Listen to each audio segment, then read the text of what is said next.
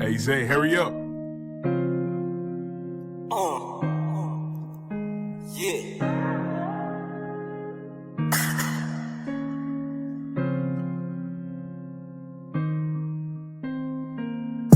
Cheko toko nginti volanga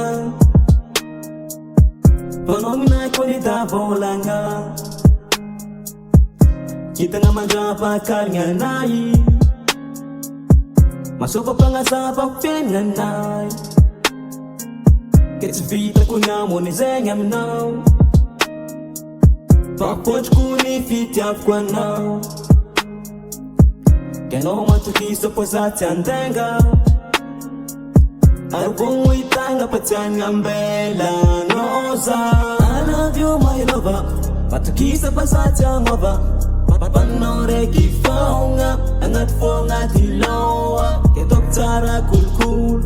Ketoktara kulkul Sanjano tis masul Sanjano tis masul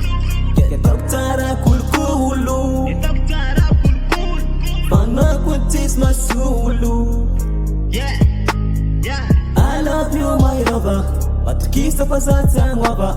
Papanore kifaunga Angat fonga tilawa